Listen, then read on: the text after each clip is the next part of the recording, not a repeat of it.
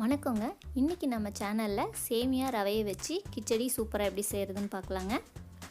ஒரு வானலில் 1/4 டீஸ்பூனோட கம்மியாக நெய் எடுத்துக்கலாங்க. அதில் 200 கிராம் ரவைங்க.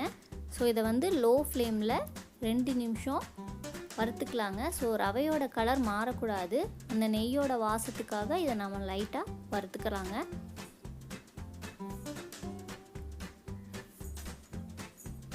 ஸோ அதே மாதிரி சேமியாவையும் லோ ஃப்ளேமில் கொஞ்சம் நெய் ஊற்றி அதையும் வறுத்துக்கலாங்க.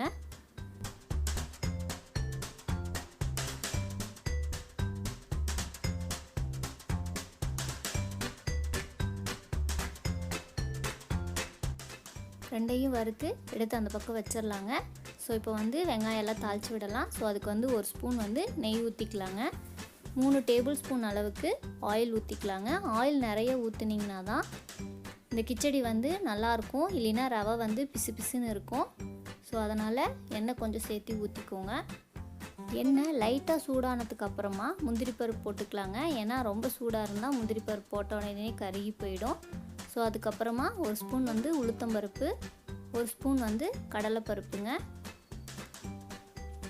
ஸோ இது லைட்டாக கலர் மாறின வேட்டி ஒரு ஸ்பூன் கடுகு போட்டுக்கலாங்க.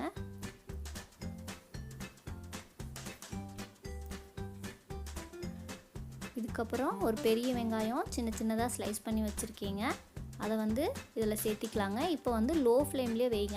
அனல் அதிகமாக வைக்க வேணாங்க, ஏன்னா வெங்காயத்தோட கலர் மாறக்கூடாது. ஒரு 2 நிமிஷம் இந்த வெங்காயத்தை அந்த எண்ணெயிலே நல்லா வணக்கிக்கலாங்க. ஸோ கலர் மாறுச்சு அப்படின்னா உங்களுக்கு டேஸ்ட் கரெக்டாக வராது.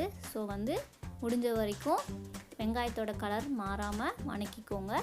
இது கூட தட்டி வச்ச இஞ்சிங்க 1 இன்ச் அளவு சேர்த்திருக்கேன், ஒரு 5 பச்சை மிளகாய் சேர்த்திருக்கேன். ஸோ இதையும் 2 நிமிஷம் நல்லா வணக்கிக்கலாங்க. இது கூட ஒரு கொத்து கருவேப்பிலை சேர்த்தி நல்லா இதை வணக்கிக்கலாங்க.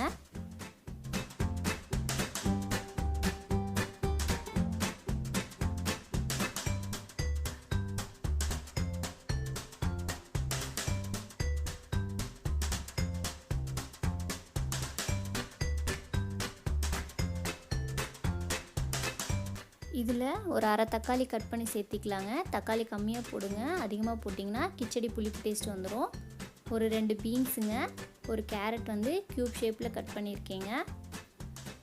இது கூட நல்லா மல்லித்தலை கொஞ்சம் சேர்த்து போட்டுக்கோங்க. போட்டு இது ஒரு 2 நிமிஷம் நல்லா மிக்ஸ் பண்ணி விட்டுக்கோங்க. 1/4 டீஸ்பூன் மஞ்சத்தூளுங்க போட்டு அந்த ரவைக்கு ஏற்ற அளவு தண்ணி ஊற்றிக்கலாங்க.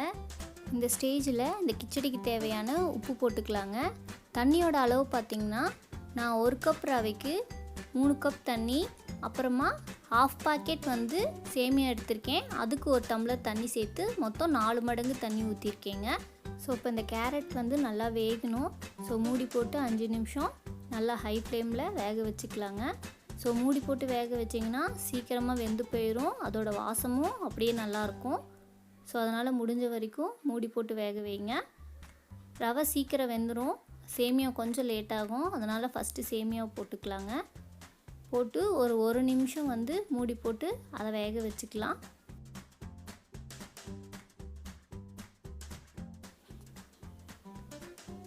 சேமியா வெந்துருச்சுங்க. இப்போ ரவையை கொட்டி நம்ம கிளறிடலாம். ரவை எப்பயுமே கொட்டுறப்ப கைவிடாமல் 1 நிமிஷம் கிளறுங்க, இல்லைன்னா கட்டி கட்டி போயிடும். அனல் லோ ஃப்ளேம்லேயே வச்சுக்கோங்க.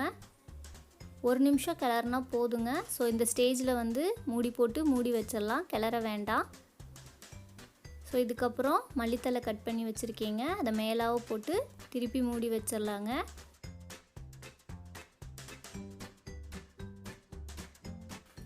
அவ்வளோதாங்க, நல்லா மிக்ஸ் பண்ணி விட்டுட்டா கிச்சடி ரெடிங்க. இதில் அந்த இஞ்சியோட ஃப்ளேவர் ரொம்பவே நல்லாயிருக்கும் இந்த மாதிரி நீங்கள் தட்டி போட்டு வணக்கிறப்ப. ஸோ இதை நீங்கள் கண்டிப்பாக வீட்டில் ட்ரை பண்ணி பாருங்கள்.